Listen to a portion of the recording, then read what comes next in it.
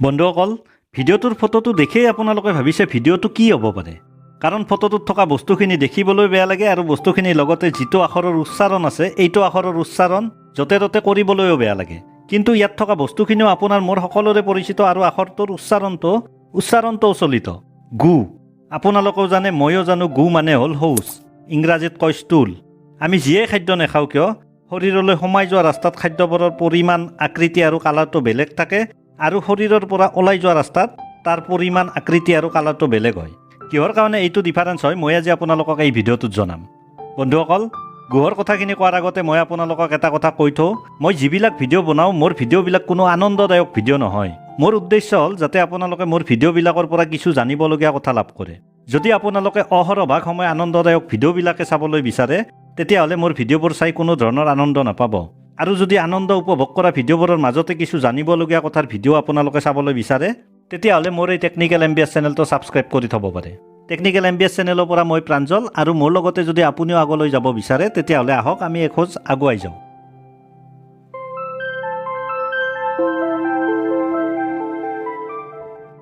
বন্ধুসকল আমি খোৱা খাদ্যবোৰ মুখৰ পৰা পাকস্থলীলৈ যাওঁতে আমাৰ শৰীৰৰ কি অংগত কেনেধৰণৰ হজমৰ কাম হয় মই আপোনালোকক আগৰ ভিডিঅ'ত জনাইছোঁ পাকস্থলীৰ পিছত খাদ্যবোৰ কি হয় চাওক পাকস্থলীৰ কামখিনি সম্পূৰ্ণ হোৱাৰ পিছত খাদ্যখিনি আমাৰ নাড়ীলৈ পঠিয়াই দিয়ে আমাৰ নাড়ীডাল প্ৰায় 27 ফুট দীঘল ইয়াৰ প্ৰথম 22 ফুটমান নাড়ীৰ চাইজ আকাৰত সৰু আৰু বাকী থকাখিনি নাড়ীৰ চাইজ আকাৰত ডাঙৰ যিখিনি নাড়ীৰ চাইজ সৰু এই সৰু চাইজৰ নাড়ীখিনিত তিনিটা ভাগ থাকে প্ৰথম ভাগক নাম দিয়া হৈছে ডিউডেনাম পাকস্থলীৰ পৰা খাদ্যখিনি প্ৰথম সোমাই আহে এই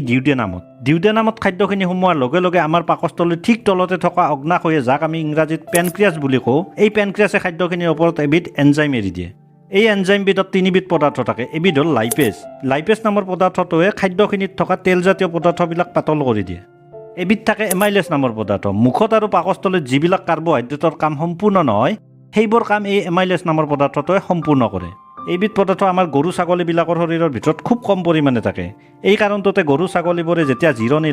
জিৰণি লোৱা সময়খিনিত খাদ্যবোৰ ভিতৰৰ পৰা মুখলৈ আনি আকৌ মুখত এমাইলেছৰ কামখিনি সম্পূৰ্ণ কৰি লয় লাইপেজ এমাইলেছৰ লগতে আৰু এবিধ আমাৰ পেনক্ৰিয়াছটোৰ পৰা ওলোৱা পদাৰ্থ হ'ল ট্ৰিপচিন এই ট্ৰিপচিন নামৰ পদাৰ্থটোৱে খাদ্যত থকা প্ৰটিনখিনিক পেপটনৰ পৰা পেপটাইডলৈ কনভাৰ্ট কৰি দিয়ে পেনক্ৰিয়াছে এই তিনিবিধ পদাৰ্থ এৰি দিয়াৰ লগে লগে আমাৰ সোঁফালে লিভাৰৰ তলত থকা পিত্তস্থলীয়ে অৰ্থাৎ গোল ব্লাডাৰে এবিধ পদাৰ্থ এৰি দিয়ে যাক কোৱা হয় বিলিৰুবিন এই বিলিৰুবিনখিনিয়ে খাদ্যখিনি হজমত সহায় কৰাৰ লগতে খাদ্যখিনিৰ কালাৰৰ পৰিৱৰ্তন কৰি হালধীয়া কৰি দিয়ে সৰু নাড়ীৰ ডিউডেনাম নামৰ ভাগটোত এইখিনি কাম হোৱাৰ পিছত খাদ্যখিনি পাই গৈ সৰু নাড়ীখিনিৰ জিজুনাম নামৰ ভাগটোত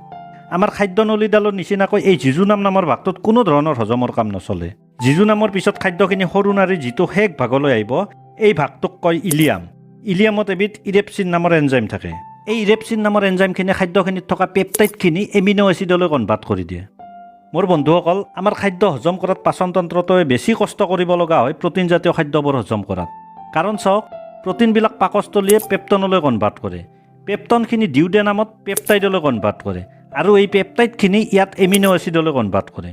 গতিকে মই ভাবোঁ আমাৰ বয়স বাঢ়ি হোৱাৰ লগে লগে প্ৰটিনজাতীয় খাদ্যবোৰ যিমান পাৰি কমকৈ খোৱাই ভাল এই সৰু নাড়ীৰ শেষৰ ভাগটোত আমি খোৱা খাদ্যবোৰৰ হজমৰ কাম সম্পূৰ্ণ হয় এতিয়া খাদ্যত থকা পুষ্টিবোৰে ইলিয়ামৰ ভিতৰত থকা ভিলাই নামৰ ঠিক আঙুলি সদৃশ এলিমেণ্ট কিছুমানৰ পৰা আমাৰ শৰীৰে শোষণ কৰে আৰু শোষণ কৰিব নোৱাৰা অলাগতিয়াল খাদ্যখিনি পানীৰ লগত ডাঙৰ নাড়ীৰ অংশটোলৈ পঠিয়াই দিয়ে আৰু ডাঙৰ নাড়ীৰ পৰা শৰীৰে পানীখিনি শোষণ কৰাৰ পিছত নাড়ীডালে অলাগতিয়াল খাদ্যখিনি নাড়ীৰ একেবাৰে শেষৰ অংশ ৰেক্টামলৈ পঠিয়াই দিয়ে আৰু তেতিয়াই আমাৰ হাগা লাগে